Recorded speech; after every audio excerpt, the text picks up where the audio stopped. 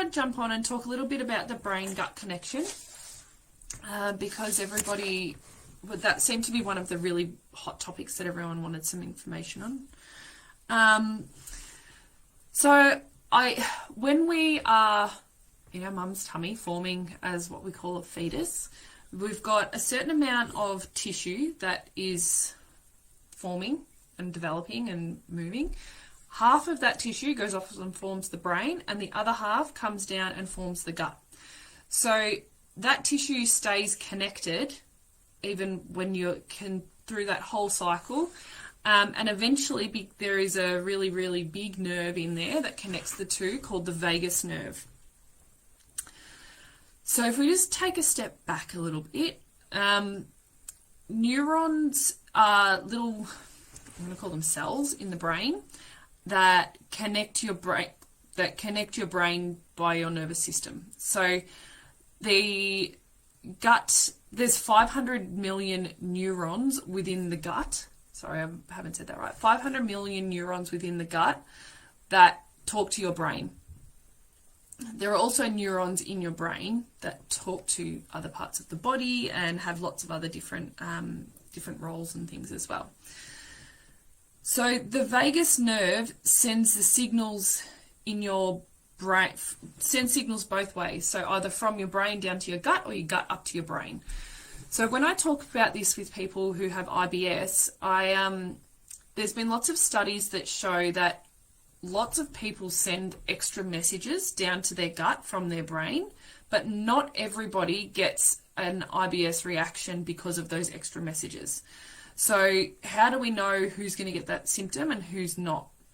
That's why the IBS market is so big at the moment, because we just don't know the answer to that.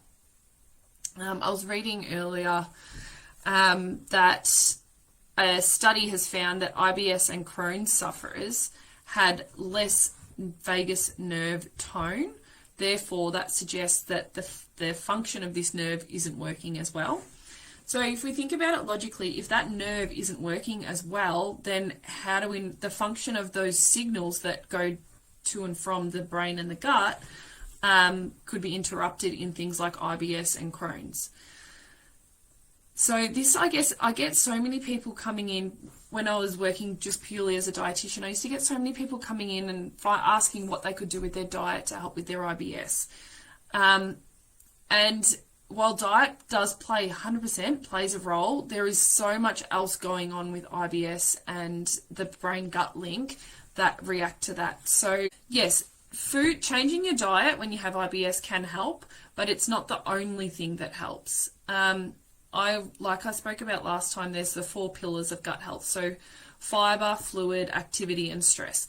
And this is where the stress side of it comes into it. So if you are stressed and you have extra stress hormones floating around and you're prone, that vagus nerve for you is prone to sending heaps of messages back and forth, or misfiring and sending them at potentially the wrong times or too many of them, then that's where that stressy gut is going to show up for you.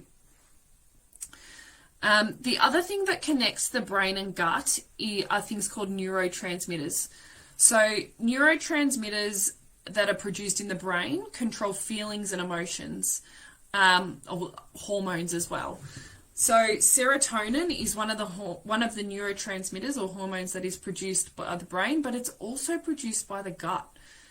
So serotonin is a happy hormone, but it also affects your body clock. So things like having trouble sleeping could be because that the gut health isn't working as well as it could, and not producing the right amount of serotonin where it needs to help you rest. Which is, I find that really interesting because that creates a cycle, right? If you're stressed, you don't sleep properly. If you're not sleeping properly, you get more stressed, and then the cycle just continues and continues. So that, when I learnt that or read about that, I found that really, really interesting. A lot of what I talk to people about is where we break the cycle and the patterns that we form in our lives, and the stories that we tell ourselves, and the habits that we get used to. So that's definitely one that you can see that cycle happening all the time. whether it be from the gut health or from the vagus nerve stimulation not being right. We don't know. I guess what we try and do is break it from the outside and then hope that eventually that will cascade in and help you change that. But that is where hypnotherapy can be really, really helpful in this sense too, because in hypnotherapy we can bypass that critical faculty, talk to your brain about the messages that it's sending to your gut, and then ask it to try and balance things out. There's just one other neurotransmitter that I wanted to discuss that's produced by the gut, and that's something called GABA, G-A-B-A. Neurotransmitters, I guess, are obviously the cells that help with the millions of bugs in the gut, or they're also produced by the millions of bugs that are found in the gut. So when we're producing GABA, and that's responsible for feelings of fear and anxiety, which again I find really, really interesting. So that stressy gut that we talk about, so is the stress from the brain causing the changes to the gut, or is the changes in the gut causing the stress on the brain? Like chicken or egg, how do we know which one's causing which? And knowing that the vagus nerve can send messages backwards and forwards, it could be either. So it could either be that you've got messages being sent up from the gut to the brain about stress and anxiety, or it could be the opposite and you're getting messages sent down from the brain to the gut about stress and anxiety. Either way, I guess it helps us understand that when you're feeling nervous or anxious, you think about like if you've ever had to do a presentation at school, or I know people who've vomited on their way to exams and things like that. Like we hold a lot of that emotion and things in our gut, and that's why it's really important to be in touch with your energy levels and your stress levels to help your gut. So it's also why a lot of research has been, studies have been pointed in the direction to see whether changing the gut bacteria can actually help with the mood, with your mood, and change the neurotransmitter levels, that change the level of neurotransmitters that are produced by the gut, and can that in turn affect your gut, your brain health as well as the other way around? Can your brain help your gut health?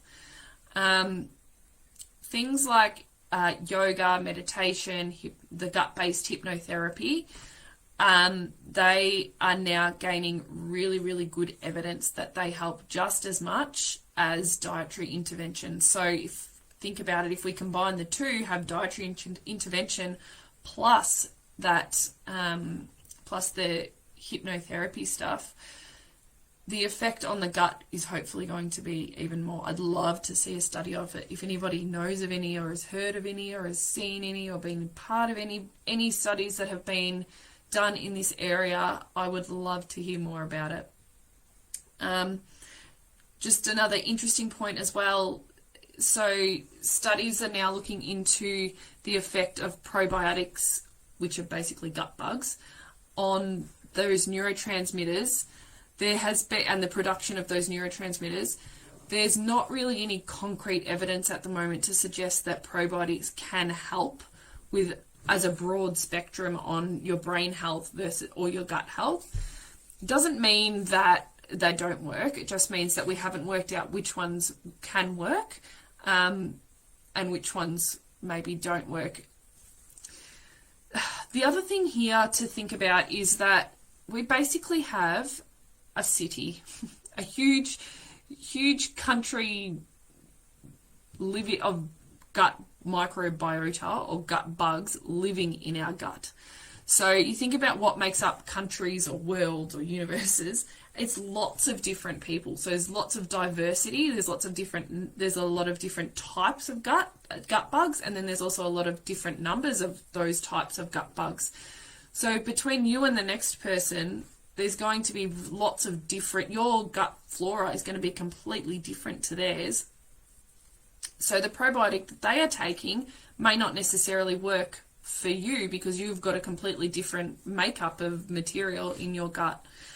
So I wouldn't necessarily recommend having probiotics as a blanket rule, like, yep, you've got gut problems, go take a probiotic, that's going to fix that problem. Unless that specific probiotic strain has been proven to help that specific problem that you're trying to fix or trying to treat or heal.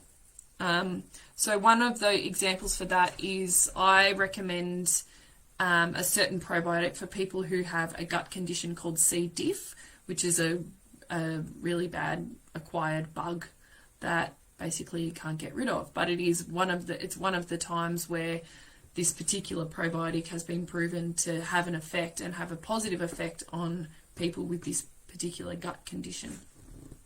Apart from that, I don't often recommend it. If somebody's already taking probiotics and they want to continue, I don't tell them to stop.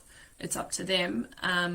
But yeah, if somebody feels good, who am I to tell somebody if they feel good for taking something that they shouldn't take it anymore? That's completely up to them. And like I said before, we've all got all these different makeups of gut bugs living in our gut. And how do I know that the particular gut bug that you have is going to respond better or worse if you take or not take this probiotic?